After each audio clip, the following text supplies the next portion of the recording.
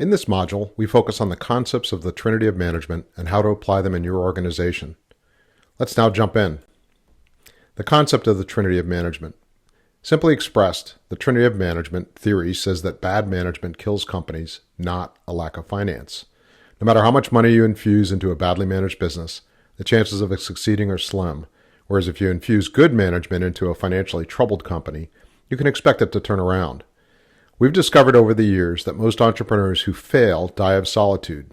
In other words, they had nobody they could confide in about the problems that they were encountering, and they believed the pernicious idea that they had to do everything by themselves. In our investigations, this idea is the greatest cause of small business failure. This is to say that people, not money, run businesses. No matter how big or small a business is, three areas of activities need to be taken care of. 1, the ability to produce the goods or services one wishes to sell, whether they're shoes or package tours or other items.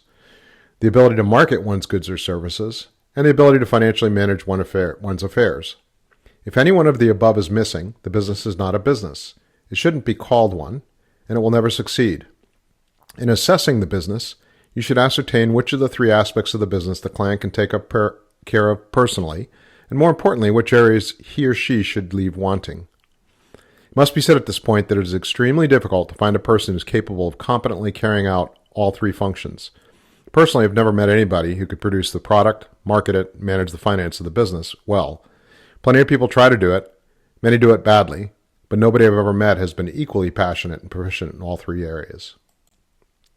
The simple picture of Smiley can help illustrate the Trinity of Management. We now ask you to identify where you fit in the overall picture of your company. Do you love producing the product, service, marketing, or financial management? Initially, you may inhabit one or two of the boxes. You're encouraged to acknowledge and use your passion. No matter how disciplined and dedicated you may be, ultimately, you will only be good at what you love.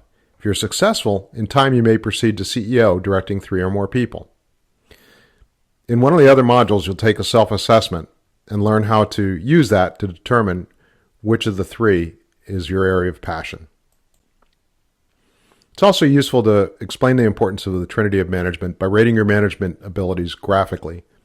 We ask you to indicate on a scale from 0 to 100, what's the overall quality of your product? What's your ability to market and sell the product? And what are your financial management skills? This will reveal the overall quality of your present company. The graph is a powerful reminder that no matter how great the quality in one management area may be, it's only when the quality of the three areas is high that the company's overall quality can rise. To meet the management requirements of the Trinity, you may employ staff on a full-time, part-time, or as-needed basis. You can engage a professional on a commission basis or as an outside agent, offer equity in return for professional services, and be prepared to share some of the future profit in return for expertise. Find one or more partners for the enterprise. Give him, her, them a piece of the pie, shares. Beg a friend or their partners to volunteer some hours every week to accomplish particular focused tasks. Whatever they do, entrepreneurs have to realize that they will not be successful in business until the three areas in the drum of business are covered. Naturally, the better the skills of the clients and the professionals they enlist, the better the opportunity for success. As the chances for success are enhanced, so will be the opportunities for their company to attract credit from banks and gain credibility from customers.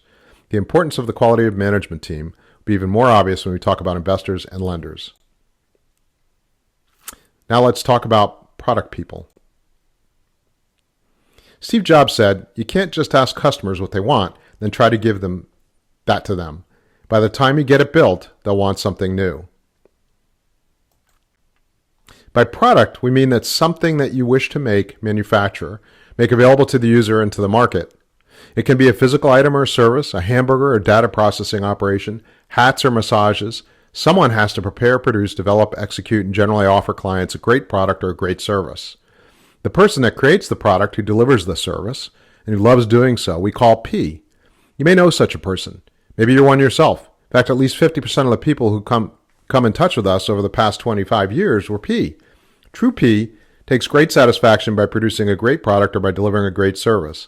The most outstanding and representative P are found among the artists and the craftspeople, the inventors and the engineers. They're practical, skilled people who build and produce things. But the category is truly huge. It includes the techies and the nerds, the actors and the hairdressers, the dancers and the chefs, the journalists and the farmers, the teachers, the plumbers, the butchers, and the bakers are generally P. Manual workers tend to be P, but so are doctors, scientists, and lawyers. Anyone who personally generates a physical product or provides directly a service to the public is a P. But P are also those who supervise the delivery of such products and services. COOs, CPOs, Chief Operating Officers, or Chief Product Officers are P, and so are the foremen and the assembly plant supervisors. True P are so in love with what they do that they believe that the world revolves around it. They are absorbed and besotted and delighted by their field of endeavor, by pottery, interior decorating, acupuncture, stockbroking, free-range chickens, organic beef, patio furniture, software design, and by every conceivable gadget and service that can be dreamt of. To a P, his or her product is unique. It's the best, it's noble, it inspires and moves them.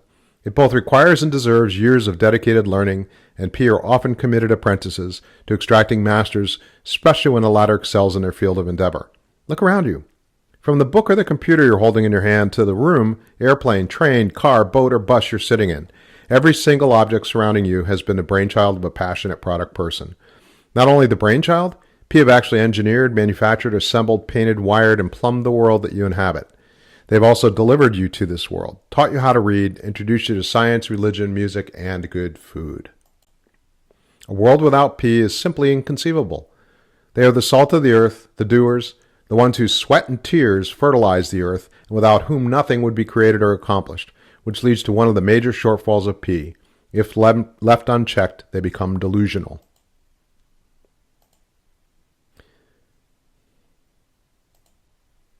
Bad P believes that if they invent a better mousetrap, the world will beat a path to their door. They are amazed at how stupid people are not to know and recognize how good their products or services are. These are the geniuses who show up to a meeting with venture bankers holding 600 pages of incomprehensible technical diagrams and charts, who then complain that nobody understands them. These are the artists who shut themselves in their studios, refusing to show their paintings to anybody, and wonder why they starve. These are the inventors who, at their worst, exhibit both the temperament of Italian chefs on bad nights and the delusion of grandeur of patients of psychiatric institutions. Bad P believe that there is no need to market their products or services because the world will fall on their knees as soon as it will discover them. Bad P believe that finances are needed, but only to refine the product. They believe that when their product will be as good as being irresistible, money will not be a problem. They will have captured 10% of the world market for widgets, and they will be immensely rich. Bad P are those whose behavior endangers themselves and the people around them, those who destroy their inventions and canvases out of spite and frustration, those who not only starve themselves out of pride and conceit, but also starve their loved ones and all who have followed them and who have believed in them. And then there are the ugly P, who don't trust anybody with their ideas, thoughts, and creations, and who would rather die of solitude than trust another human being, those who believe that nobody can do what they do, and exhaust their physical and psychological resources until they break down. Are you a product person? The next of the Trinity of Management is marketing. Let's talk about what it means to be a marketing person. Steve James said, "To satisfy our customers' needs, we'll give them what they want, not what we want to give them." The people who do everything necessary to get the customer to see, discover, purchase, enjoy, and recommend our product, your product or service, we call M. M to us are all the people involved in making the circus successful, as described in the famous quote that some attribute to P.T. Barnum that says, "The circus is coming to town, and you paint a sign saying, 'Circus coming to the fairgrounds Saturday,' that's advertising. If you put the sign on the back of an elephant and walk it into town, that's promotion. If the elephant walks through the mayor's flower bed, that's publicity. And if you get the mayor to laugh about it, that's public relations. If the town's citizens go to the circus, you show them the many entertainment booths, explain how much fun they'll have spending money at the booths, answer their questions, and ultimately, they spend a lot at the circus. That's sales." M start companies as frequently as P, and nearly 50% of our clients can be described as such. M see the world from the customer's perspective. It isn't what you want to sell that is important. It isn't about the product or your skill or your art or how long it has taken for you to master your craft. For M, what counts is the customer and what he or she wants, needs, expects, and deserves. M sell refrigerators to the Eskimos, but not to take advantage of them. They know that the Eskimos need refrigerators to keep the fish from freezing over. M match products or services with their customers' needs in view of making their clients' lives easier, safer, and more productive. M are the ultimate communicators because they listen to people. They are genuinely interested in the customer's plight and sympathize with them beyond the transaction at hand. They make friends easily because they are out there, convivial, aware, curious, and sympathetic. These are the people who put food on the artist's table, who get the grapes from the vineyards to the customers, and who get the inventions out of the laboratories and into the hospitals. Without them, the inventions would stay in the scientist's drawer, and new technology would never be applied. Surely the world that we know would be unrecognizable without M. A sunny, friendly, positive, energetic, and ethical M is a sight to behold. These are the people who ride the boundary between the noisy, vast, and ever-changing needs and demands of the marketplace and the quiet, solitary, creative world, the workshops, ateliers, and laboratories, where new services and products are being created.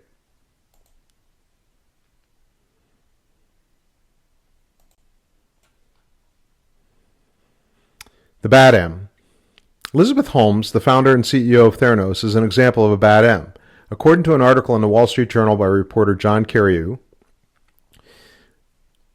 a who's who of government, business, and international finance lost a total of more than $600 million that they had invested in scandal-plagued Theranos, Inc., according to previously sealed documents made public in a lawsuit. Theranos' 15-year quest to revolutionize the blood testing industry met with the latest in a series of crippling blows in March of 2018 when the SEC, Securities and Exchange Commission, charged the Silicon Valley diagnostics firm with conducting an elaborate years-long fraud. Elizabeth Holmes' story is a fake-it-till-you-make-it cautionary tale of high-profile conferences, dozens of glowing write-ups.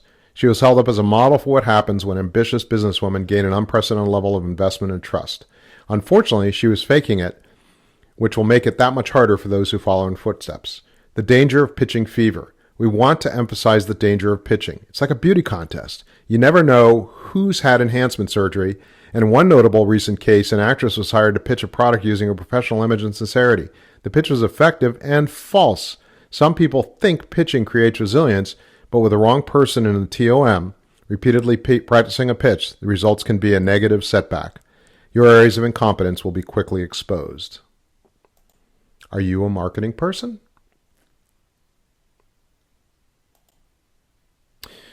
The last of the Trinity of Management is financial management. Now let's explore what it means to be a financial management person. As former chairman of the U.S. Federal Reserve Bank, Alan Greenspan, says, the type of foundation-level skills that impart define effective financial managers include competency in mathematics, both in numerical manipulations and in understanding conceptual foundations, that enhance a person's ability to handle the more ambiguous and qualitative relationships that dominate our day-to-day financial decision-making. People who love to oversee the financial management of a company we call FM, and by financial management we mean all the activities that have to be taken care of to both budget and control the company's finances. It's much more than bookkeeping and much more than accounting. To use a metaphor, accountants sit in the car with you, but look in the rearview mirror and tell you where you've been and how much money you have lost last year. Financial managers sit in the car next to you, but look ahead and help you to navigate. They tell you that if you keep going in the same direction, you'll end up in a ditch in 300 yards, and that, unless you change gear, you'll not make the next hill. They're not there to only tell you how much you've lost. They are there to help you chart a profitable course and help steer away from losses. Financial managers build the business model by calculating the real cost of goods and services, overheads, and cost of sales. They help determine the price of what is sold and constantly measure the results of the company's activities against the financial projections that they have created. Do FMs start companies? Rarely. In all my years working with entrepreneurs, I only recall a handful of FMs wanting to start their own businesses. In most cases, the business they wanted to set up were accounting and other financial services. Their motivation was more need than want. They had to set up a business because they had been retrenched or because they couldn't find the right company to work for. Even though they don't start companies, it's common to find FM running them. It happens mostly when P&M lose control of the companies they have created, and the FM inherit the lot by default. FM love figures and numbers the way P love products and M love people. These are the people for whom math and calculus were easy and who in school never understood why their friends struggled with math and what the fuss was all about.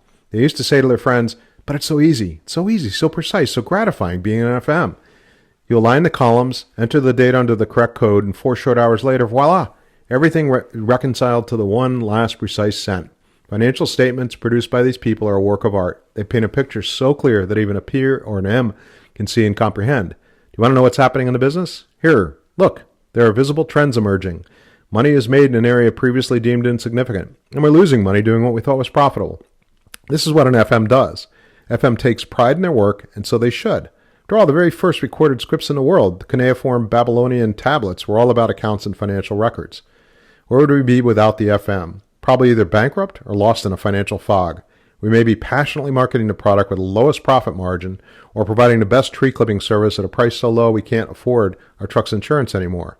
One of the recurring images of speech used by struggling entrepreneurs is that they felt in their businesses as if they were drowning. They had in their words, their mouths just above the water, not knowing when the next wave would come to finish them off. Passionate financial managers can do this for you. They can tell you the frequency and height of the waves you are swimming in. They can then suggest whether to duck under or to float above them. They cannot stop the waves, but they can teach you how to swim in them, maybe even how to surf them. FM love order, precision, systems, and methods. Data to them is a means to an end. It tells a story, and it's always benign. FM tackle financial circumstances, no matter how dire, directly and steadily. They are the surgeons of the business and don't hesitate to perform a painful operation if it's the only way to restore the business' financial health. They can, by weaving their magical financial wands, transform a broken human being, drowning in debt and self-loathing, into a hopeful and functional individual. They make sure that the damn cardboard box full of receipts is taken care of. Write a couple of letters to the taxation department and the blank manager, and voila, sleep is possible and life is worth living again. FM see the world differently from P and M. P want the world to buy their products or to use their services.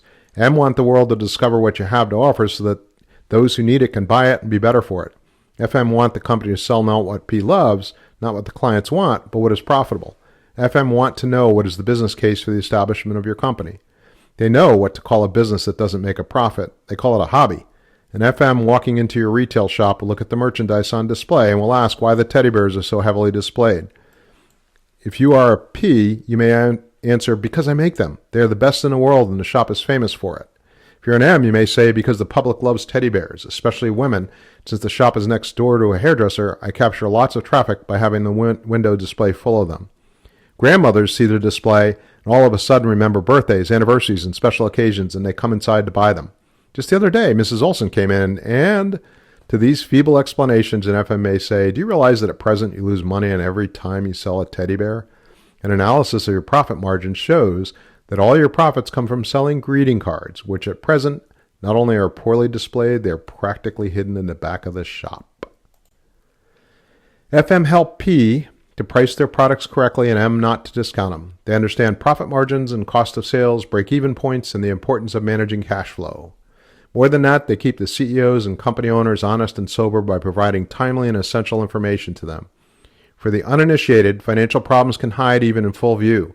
To use a metaphor, P&M are like ship's captains who see only a small amount of ice floating on the water's surface. To an experienced FM, that small amount of ice has a totally different meaning. The ship's captain is told in no uncertain terms to change course now. Competent and committed FM is the navigator that you wish by your side in your journey through uncharted waters. FM deal with the necessities of your trip. They may not see the shores that you so vividly see, but they can make sure that you get there. Are you an FM?